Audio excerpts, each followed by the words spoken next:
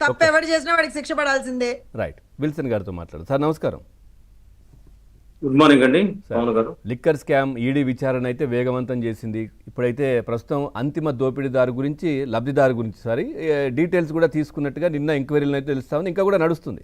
మీ observation ఏంటి sir దీనికి సంబంధించి, ఏం చెప్తారు? గుడ్ మార్నింగ్ పవన్ గారు, మీకు ప్యానల్లో ఉన్న సుబ్బారావు గారికి, అదేవిధంగా జ్యోత్స్న గారికి, చూస్తున్న ప్రేక్షకులు కూడా. అంటే ఇక్కడ రాజకీయ పార్టీల ఆర్గ్యుమెంట్ ఒకలాగా ఉంటుంది, పబ్లిక్ ఆర్గ్యుమెంట్ ఒకటి, మీడియా ఆర్గ్యుమెంట్ ఒకలాగా. ఇక్కడ మీడియా ఏం చేస్తుందంటే ఖచ్చితంగా తప్పు చేసిన వాళ్ళకి శిక్ష పడడం, ధర్మం న్యాయం అనేది ఖచ్చితంగా ఆశిస్తుంది. మీడియా అంటే ప్రజలే, ప్రజల గొంతుగా మీరు వినిపిస్తున్నారు, ప్రజల గుండె చప్పుడు మీరు వినిపిస్తున్నారు, అందులో ఏం సందేహం. రాజకీయ పార్టీలుగా మాకు కొన్ని అడ్డంకులు ఉంటాయి, తర్వాత కొన్ని చెప్పగలం, కొన్ని చెప్పలేం, పరిమితులు. మీరు చెప్పినట్టు మేము రాజకీయాలకు అతీతంగా చెప్పాలంటే పబ్లిక్ లో న్యాచురల్ గానే ఇమ్మీడియట్ గా జరగాలి. అంతిమ లబ్ధారుడు ఎవరో ప్రజలందరికీ తెలిసినప్పుడు ఈడీకి తెలియదా, లేకపోతే పోలీసులు తెలియదా, ఈ క్వశ్చన్లు వస్తాయి, సహజం. వీటన్నిటితో పాటు అసలు ఇలాంటి రాజకీయ పార్టీని ప్రజలు పూర్తిగా దూరం చేయాలి. 11 సీట్లు కాదు, అసలు 39% ఓట్లు కాదు, 1% ఓటేసినా అది మన బిడ్డలు మనం చంపుకున్నట్టే. ఈ మైండ్ లోకి రావాలి. ఎందుకంటే ఏ రాజకీయ పార్టీ అయినా తమ జనాంగానికి రేపటి ప్రపంచాన్ని సృష్టిస్తుంది. ఆ సృష్టించడం అనేది రాజకీయ పార్టీల ఆలోచన విధానం, వైఖరి, రాజ్యాంగంగా అదే చెప్తుంది. రేపటి తెలుగుల కోసమే ఒక రాజకీయ పార్టీ ఉండాలి. కానీ రేపటి చీకటిని మరింత ప్రోధి చేయడం కోసం ఒక రాజకీయ పార్టీ ఉంటే ఆ పార్టీని ఖచ్చితంగా భూస్థాపితం చేయాలి. అలా చేయకపోతే ఏమవుతుందంటే నెక్స్ట్ జనరేషన్ నష్టపోతుంది. జగన్మోహన్ రెడ్డి గారి హయాంలో జరిగింది అదే. ఎవరు అవునన్నా కాదన్నా అత్యంత కిరాతకంగా, అత్యంత దారుణంగా, పాశవికంగా ప్రజల ఆశల్ని, ఆకాంక్షల్ని ఉగ్గిపాలు చేసి ఏదో కొన్ని సంక్షేమ పథకాలు ఇచ్చి, సంక్షేమం ఇచ్చేవనే మాట కింద ప్రజల్ని మారణహోమం చేశారు. అందుకు నిదర్శనమే ఈ లిక్కర్ స్కామ్. ఈ లిక్కర్ స్కామ్ విషయంలో జగన్మోహన్ రెడ్డి గారి సంబంధించి ఎంత మంది లోపలికి వెళ్ళారన్న సంగతి అందరికి తెలుసు. ఆ వెళ్ళిన వాళ్ళందరికీ ఏదో కొద్ది లబ్ధి కలిగింది. మా మనవడికో, లేకపోతే మా కూతురుకో, లేకపోతే మా అల్లుడికో, లేకపోతే మా బిడ్డకో, ఎవరికో ఉపయోగపడుతుంది కాబట్టి ఆ డబ్బులు ఉపయోగపడతాయిలే అనే ఒక వృద్ధాప్యపు ప్రేమతోటే వాళ్ళందరూ ఇన్ని తప్పులు చేశారు. అందుకే ఏం చేశారంటే బయటికి ఏం చెప్పడం లేదు. ఒకళ్ళు చెప్పినా భయపడి చేస్తున్నారు.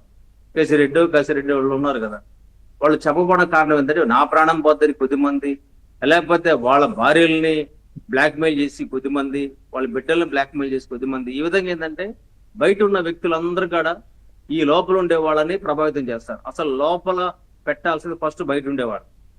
ఇది జరగాలి. ఇది పోలీసు వ్యవస్థ కూడా ఖచ్చితంగా రీషఫుల్ చేయాలి. ఎన్ఫోర్స్మెంట్ డైరెక్టరేట్ కూడా, ఎందుకంటే సాక్షులు ప్రభావితం చేసే వాళ్ళని ఎప్పుడు కూడా బయట ఉంచకూడదు. ఇది పోలీసు ఫస్ట్ మాన్యువల్ గా వాళ్ళు అర్థం చేసుకోవాలి. కాబట్టి సాక్షులు ప్రభావితం చేసే వాళ్ళు బయట పెట్టి తప్పు చేసేవాళ్ళు మాత్రం లోపల పెడుతున్నామంటే అది తప్పు. కాబట్టి పోలీసు వ్యవస్థ అంటే ఖచ్చితంగా ఏంటంటే కేంద్ర ప్రభుత్వం కావచ్చు, రాష్ట్ర ప్రభుత్వం కావచ్చు, మేము సమయాన్ని పాటిస్తాం, సిస్టమ్గా వెళ్ళాలని కోరుకుంటాం. కానీ ప్రజలకు అలా ఉండదు. ఇమ్మీడియట్ గా ఒక ప్రతిస్పందన కావాలని కోరుకుంటారు, ప్రతి చర్య కూడా కావాలని కోరుకుంటారు.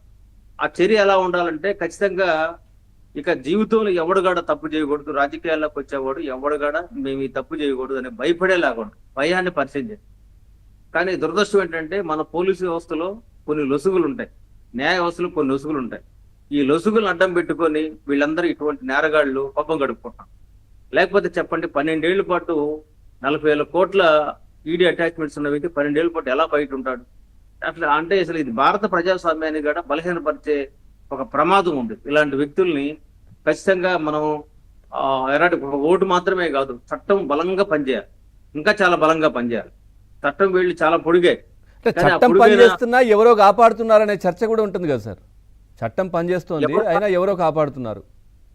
అది ఒకరు కాపాడడం కాదు, పోలీసు వ్యవస్థ వాళ్ళ పని వాళ్ళు చేస్తే, ఎన్ఫోర్స్మెంట్ డైరెక్టర్ వాళ్ళ పని చేస్తే ఎవరో ఆపలేరు. వాళ్ళు అంటే ఒత్తిళ్లు ఉన్నాయంటారా, రాజకీయ ఒత్తిళ్లు? అంటే రాజకీయ ఒత్తిళ్లు ఉంటే పోలీసు వ్యవస్థ ఎందుకు మూసేసుకోవచ్చు కదా. అట్లాంటి పరిస్థితి ఉందంటారా ఇప్పుడు? అలా కాదండి. ఎవడైనా ఉద్యోగం చేసేవాడు వాడు వృత్తి ధర్మాన్ని కట్టుబడాలి. ఐఏఎస్ ఐపీఎస్లు అనేవాళ్ళు వాళ్ళు ప్రజలు ఇచ్చే జీతంతో బతుకుతున్నారు. రాజకీయ నాయకులు ఇచ్చే జీతంతో బతకరు.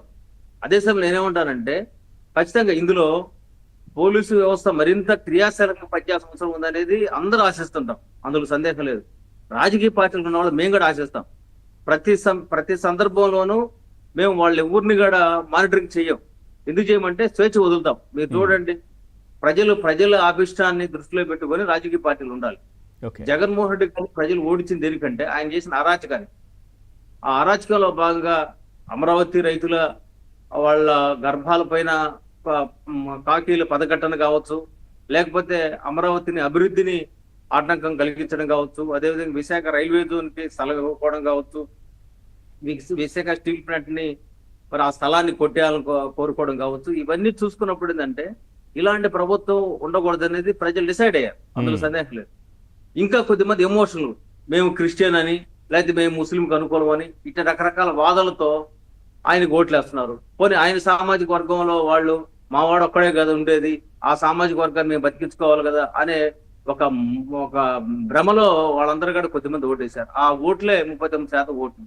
ఇది చాలా ప్రజాస్వామ్యానికి. కానీ ఇప్పుడు తెలుసుకున్నట్టున్నారు కదా సార్, ఉన్న 11 మంది కూడా ఇప్పుడు